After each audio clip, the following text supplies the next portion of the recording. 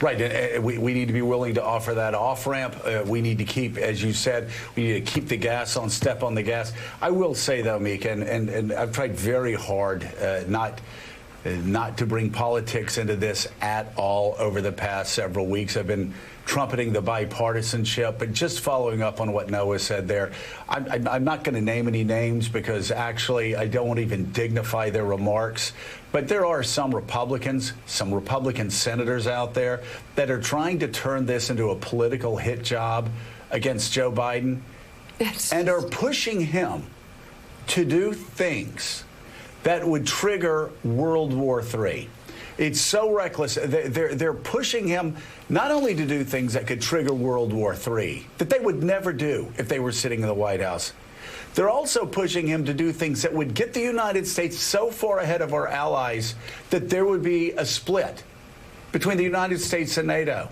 Joe Biden, say what you will about Joe Biden in Afghanistan. We were critical of Joe Biden in Afghanistan.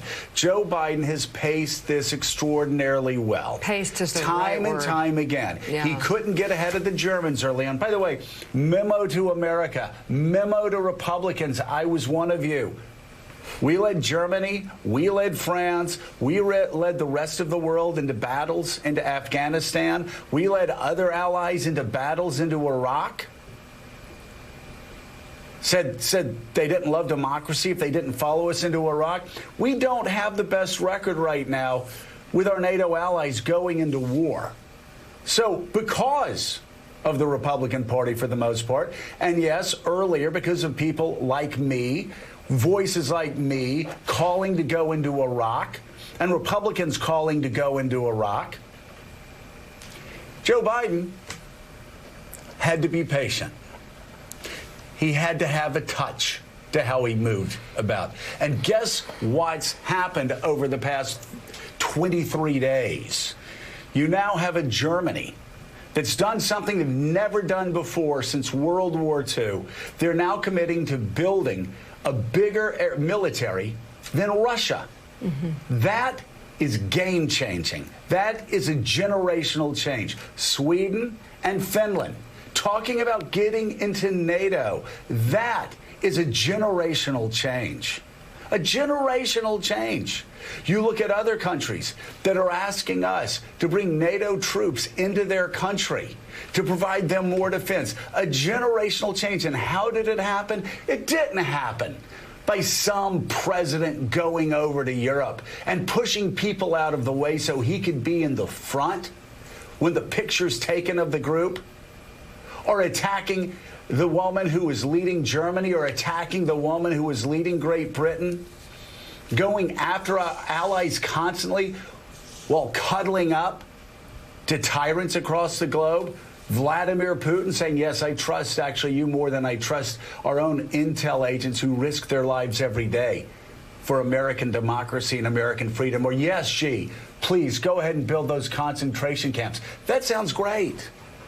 No, that's not how we built this historic coalition. We built the historic coalition by Joe Biden's patience. Mm-hmm.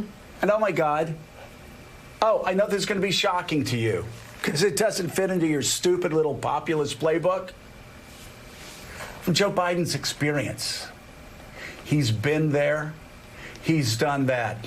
And even if you believe he's gotten most things wrong throughout his career, you really have to be a sickened either pro-Putin apologist, or if you're not apologizing for Vladimir Putin, you're just a right-wing Republican ideologue.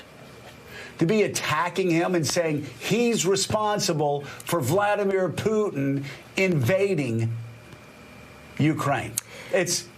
You've somehow forgotten what Donald Trump did over the past 4 years when he was president. You somehow forgot what Barack Obama refused to do for 8 years. You somehow forgot what George W. Bush forgot to do for 8 years. There's been like 22 years of blunders toward Vladimir Putin and Russia. Joe Biden's cleaned it up. He's done it pretty well, and he's done it when all of our lives are on the line, when there's a risk of nuclear war, and you have jackasses in the United States Senate trying to gain cheap political points. Hey, can you just wait until the specter of nuclear war and World War III are beyond us, and then go back and make your cheap political points then, because this is sickening. This is not the time. This is the wrong time, okay? Wait. Let the president get us through the crisis. You can push the president. I've pushed the president to do more, to stop saying no, to stop saying what he's not going to do. I wrote an op-ed, so nothing's wrong pushing the president. Why, that's a patriotic thing to do if you think you can do more. But to say that it's his fault, like, that's what Putin apologists say. They're blaming the United States for Vladimir Putin invading Ukraine. Don't be in that group. You're better than that. Be better than that. Let's stand shoulder to shoulder. Let's offer all politicians constructive advice.